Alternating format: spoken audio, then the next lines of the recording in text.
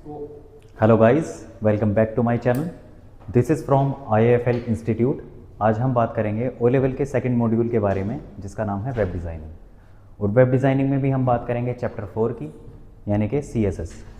CSS stands for cascading style sheets.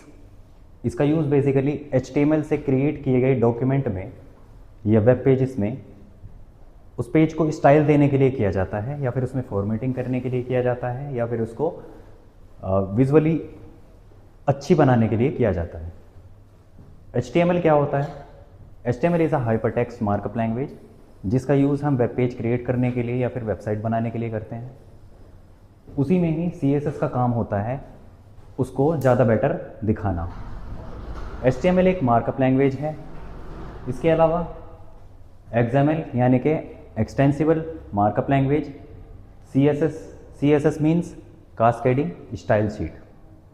और साथ में हम अगर जावा स्क्रिप्ट को मिला दें तो इसके कॉम्बिनेशन से हम एक अच्छी वेबसाइट बना सकते हैं या फिर वेब पेज क्रिएट कर सकते हैं। इसमें देखते हैं आगे और कौन कौन सी चीज़ें हैं। आगे बात करेंगे हम इसके फीचर्स के बारे में कि CSS में कौन कौन से फीचर्स होते हैं या फिर ये कैसे काम करती है और इसका काम क्या होता है।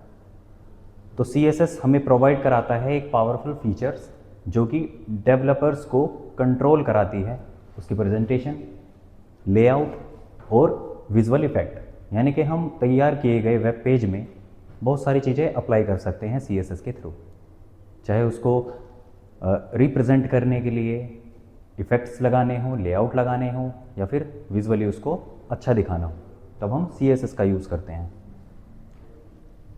CSS बाकी सारी चीज़ों के लिए भी काम करता है। जैसे अगर हम HTML और CSS के कॉम्बिनेशन की बात करें तो उसका बेसिक स्ट्रक्चर कुछ इस तरह का देखने को मिलेगा। यानी कि हम बात करेंगे सबसे पहले HTML टैग की। तो HTML में हमारे दो टाइप के टैग होते हैं। सबसे पहले टैग जो ओपन होकर क्लोज होते हैं वो हमारे कंटेनर टैग्स होते हैं। कुछ ओपन टैग्स होते हैं जिनको केवल ओपन ही किया जाता है, क्लोज नहीं करते।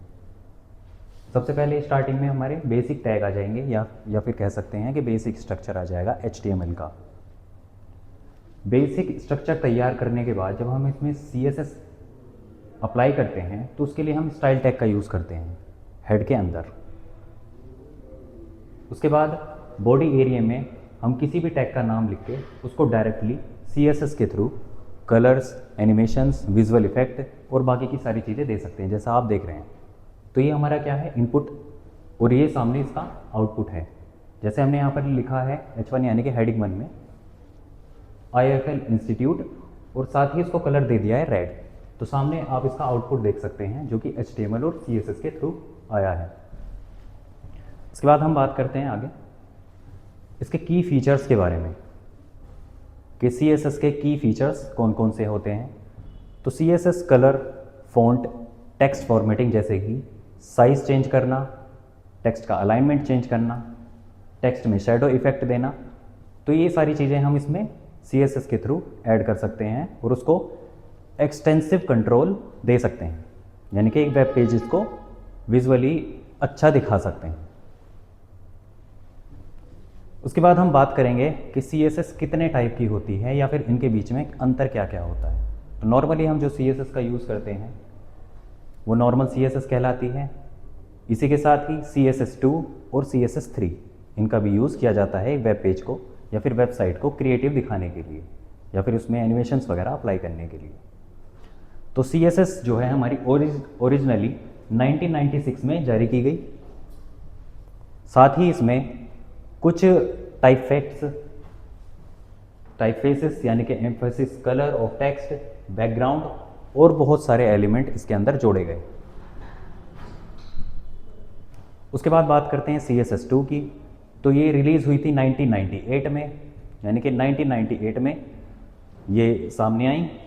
उसके बाद इसमें नई नई चीज़ें ऐड हुई, जैसे पेज लेआउट की डिज़ाइनिंग, यानी कि पेज लेआउट को चेंज करना, उसको डिज़ाइन देना, ये सारी चीज़ें इसमें शामिल थी CSS2 में। उसके बाद बात करेंगे हम CSS3 की। तो CSS3 रिलीज़ हुई 1999 में, यानी कि 1999 से इसका आरंभ हुआ। इसका यूज़ किया गया प्रेजेंटेशन की स्टाइल को चेंज करने के लिए, या फिर डॉक्यूमेंट से एक प्रेजेंटेशन बनाने के लिए CSS3 का यूज़ किया गया। उसके बाद हम बात करेंगे CSS में कमेंट्स क्या होती हैं या फिर कमेंट्स क्यों दिए जाते हैं। तो CSS का यूज़ करके हम यूज़र के लिए कमेंट्स को दे सकते हैं जिससे कि कोई भी उसे पढ़ सके। हमें इसका कोई आउटपुट देखने को नहीं मिलता है वेब पेज पर। इसको केवल लिखा जाता है एक यूज़र के लिए या फिर हमारे कोड को रीडेबल बनाने के लिए, यानी कि उसको आसान भाषा में पढ़ के जिससे हम उसका पता लगा सकें। ठीक है, इसीलिए कमेंट्स लिखे जाते हैं। और इस कमेंट्स को लिखने के लिए हम कुछ सिंबल्स का यूज़ करते हैं, जैसे कि स्लैश है और स्टार। इस तरह के सिंबल्स का यूज़ कमेंट्स लिखने के लिए किया जाता है। कमेंट्स जो होती हैं हमारी, ये दो टाइप की होती हैं। सबसे पहली single line comment. Single line comments का यूज़ किया जाता है केवल एक सिंपल लाइन लिखने के लिए, और ये कमेंट्स केवल यूज़र के लिए होते हैं, इसका हमें कोई आउटपुट देखने को नहीं मिलता। उसके बाद बात करें मल्टी लाइन कमेंट्स की, तो कमेंट्स दिखने में सेम होती हैं, चाहे वो सिंगल लाइन कमेंट हो या फिर मल्टी लाइन कमेंट्स हो। इनका यूज़ हम इस तरह के सिंबल के साथ करते हैं। ये केवल यूज़र के लिए होती हैं, इसका कोई आउटपुट हमें वेब पेज पर देखने को नहीं मिलता है। इसके बाद हम बात करेंगे नेक्स्ट टाइप ऑफ CSS, कि CSS कितने प्रकार की होती है या फिर इसके टाइप कौन कौन से होते हैं। सबसे पहले बात करेंगे इनलाइन CSS के बारे में। इनलाइन CSS किस तरह की CSS होती है, जब किसी टैग के अंदर हम स्टाइल वगैरह देके उसके कलर को चेंज करते हैं, वो इनलाइन CSS होती है। इंटरनल CSS कौन सी होती है? इंटरनल CSS वो CSS होती है जब किसी चीज़ को चेंज करने के लिए या फिर टैग को चेंज करने के लिए हम हेड के अंदर स्टाइल देकर उसमें CSS लिखते हैं, तो वो हमारी इंटरनल CSS होती है। उसके बाद नंबर 3 पे एक्सटर्नल CSS क्या होती है? एक्सटर्नल CSS का यूज़ बेसिकली जब हम कोई HTML की फ़ाइल को क्रिएट करते हैं, उसके साथ ही हम एक CSS की फ़ाइल को भी क्रिएट करते हैं। बाद में हम क्या करते हैं, CSS वाली फ़ाइल को HTML वाली फ़ाइल से लिंक कराते हैं, लिंक टैग के थ्रू। तो वो क्या होती है? एक्सटर्नल CSS होती है। काम तीनों का सेम होता है, बस इनका यूज़ हम इस तरह अलग अलग कर सकते हैं, चाहे वो इनलाइन हो, इंटरनल CSS हो या एक्सटर्नल CSS हो।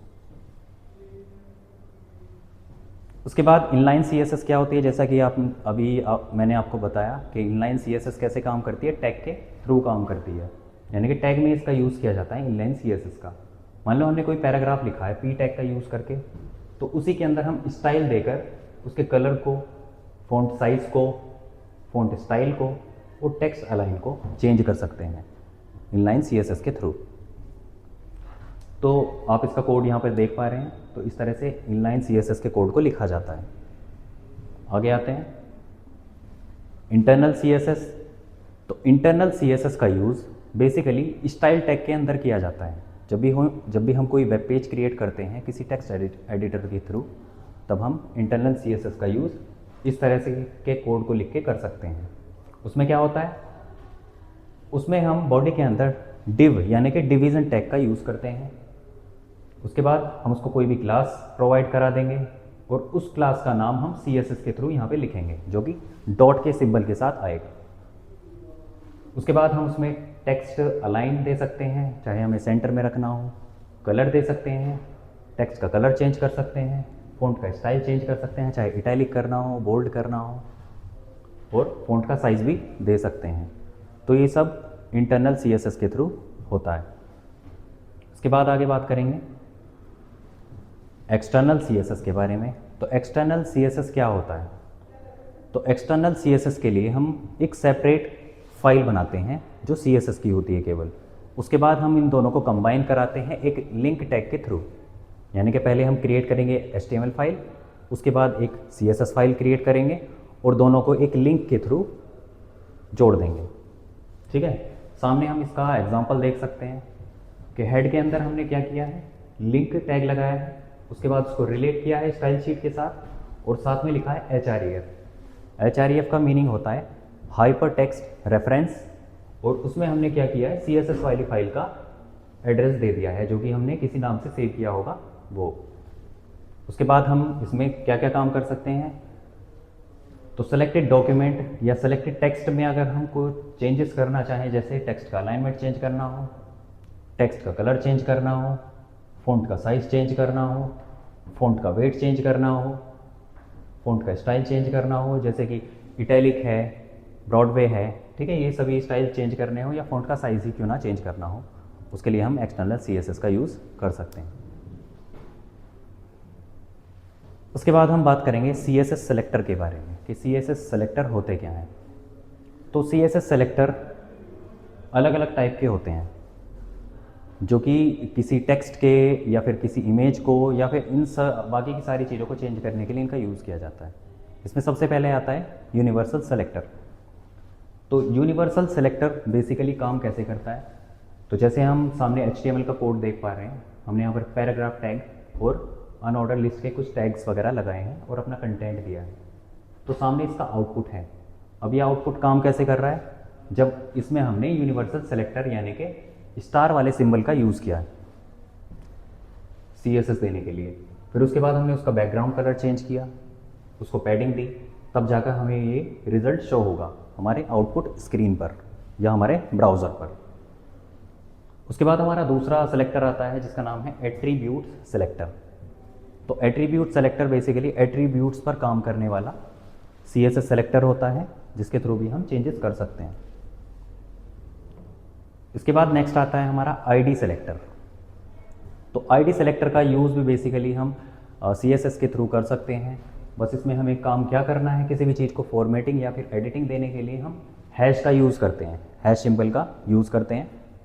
उसके बाद जो भी हमारी ID बॉडी के अंदर दी होगी उसका नाम लिखेंगे, उसके बाद हम उसका colour, text align, font size, ये सारी चीज़ें चेंज कर सकते हैं। बस हमें क्या करना है, किसी भी टैग के अंदर स्पेस देके हमें लिखना है ID, उसके बाद इक्वल और डबल इन्वर्टेड कॉमास के साथ हम उस ID के नाम को यहाँ पे लिखेंगे और उसके बाद उसको यहाँ पे कॉल कराएंगे। उसके बाद हम सारी चीज़ें उसमें चेंज कर सकते हैं ID के थ्रू। उसके नेक्स्ट आता है ग्रुप सेलेक्टर।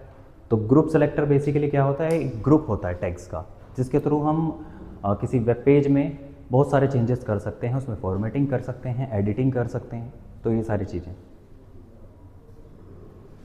उसके बाद हम बात करेंगे टैग सेलेक्टर के बारे में। टैग सेलेक्टर बेसिकली काम करता है किसी टैग के थ्रू, यानी कि कोई भी टैग है उसमें हमें एडिटिंग करनी हो, फॉर्मेटिंग करनी हो, तो वो टैग सेलेक्टर के थ्रू हम कर सकते हैं। जैसे कि पैराग्राफ टैग स्टार्टिंग में लिया है और साथ में उसका कलर्स वगैरह चेंज करना हो, तो वो हम टैग सेलेक्टर के थ्रू कर सकते हैं। उसके बाद आता है क्लास सेलेक्टर। तो क्लास में हम बेसिकली क्या करते हैं, डिवीज़न टैग का यूज़ करते हैं। शॉर्ट में हम इसको डिव से लिखते हैं, इसके टैग को ओपन और क्लोज किया जाता है। बाद में इसी टैग के अंदर हम क्या कर सकते हैं, क्लास कोई भी प्रोवाइड करा सकते हैं, चाहे वो किसी भी नाम की हो। उसके बाद CSS में हम उसको कॉल कराते हैं। उसके बाद चाहे हमें बैकग्राउंड कलर चेंज करना हो, फ़ॉन्ट का स्टाइल चेंज करना हो, फ़ॉन्ट का कलर चेंज करना हो, तो ये सारी चीज़ें हम क्लास सेलेक्टर के थ्रू कर सकते हैं। उसके बाद आता है सब सेलेक्टर। सब सेलेक्टर काम कैसे करता है, मान लो हमारे टैग में, जैसे हमने यहाँ पर पैराग्राफ टैग दिया हुआ है, साथ में हमने उसको इटैलिक बनाया हुआ है। उसके बाद हम जब इसके CSS लिखेंगे तो हम दोनों टैग को कंबाइन यानी कि एक साथ करके लिख सकते हैं, तो ये क्या होते हैं, सब सेलेक्टर होते हैं। उसके बाद चाहे हमें उसमें कोई भी फॉर्मेटिंग देनी हो, जैसे बैकग्राउंड चेंज करना हुआ, पैडिंग हुआ, फ़ॉन्ट का कलर चेंज करना हुआ, तो ये सारी चीज़ें ऐसे काम करेंगे जो कि सब सेलेक्टर के थ्रू पॉसिबल है। इसके बाद हम बात करेंगे CSS प्रॉपर्टीज़ के बारे में कि CSS की प्रॉपर्टी कौन कौन सी होती है। ये प्रॉपर्टीज़ जो होती हैं अलग अलग टाइप की होती हैं। अभी हम बात करेंगे CSS बैकग्राउंड प्रॉपर्टीज़ के बारे में कि अगर हम किसी भी वेब पेज को CSS की फॉर्मेटिंग प्रोवाइड करा रहे हैं, अगर हम उसके बैकग्राउंड को चेंज करना चाहें तो हम कौन कौन सी चीज़ें चेंज कर सकते हैं। तो इसमें सबसे पहले आप देखेंगे बैकग्राउंड कलर के बारे में। तो बैकग्राउंड कलर किस काम आता है, तो background colour specify the background colour to be use, यानी कि कोई भी अगर हम बैकग्राउंड कलर देना चाहें तो उसके लिए हमें खाली बैकग्राउंड कलर लिखना है। उसके बाद आता है बैकग्राउंड इमेज। अगर हम अपने वेब पेज या फिर वेबसाइट में कोई भी बैकग्राउंड इमेज देना चाहें तो इसके थ्रू दे सकते हैं। उसके बाद बैकग्राउंड पोजीशन, यानी कि इमेज अगर हम उसमें लगाते हैं तो उसकी पोजीशन के लिए हम बैकग्राउंड पोजीशन का यूज़ करते हैं। बैकग्राउंड साइज़ को छोटा बड़ा करने के लिए, बैकग्राउंड रिपीट। तो बैकग्राउंड रिपीट का बेसिकली यूज़ होता है अगर हमने बैकग्राउंड में वेब पेज के बैकग्राउंड में कोई भी इमेज लगाई है, अगर वो रिपीट हो रही है इमेज, तो इसके थ्रू हम उसको चेंज कर सकते हैं जिससे कि रिपीट ना हो। उसके लिए हम लिखते हैं नो रिपीट। बैकग्राउंड ओरिजिन, उसके बाद आती है बैकग्राउंड क्लिप, उसके बाद बैकग्राउंड अटैचमेंट। तो ये सभी क्या हैं? ये CSS बैकग्राउंड्स की प्रॉपर्टीज़ हैं जिसके थ्रू हम अपने वेब पेज के बैकग्राउंड को चेंज कर सकते हैं। तो चैप्टर में बाकी की और भी चीज़ें हैं, तो वो हम क्या करेंगे, वो हम नेक्स्ट वीडियो में कवर करेंगे। तो अगर आप आगे की क्लास को देखना चाहते हैं तो अभी हमारे चैनल को लाइक, शेयर एंड सब्सक्राइब करें, और कमेंट्स में जो भी आपको क्वेश्चन पूछना है वो आप कमेंट्स में छोड़ सकते हैं। Thank you.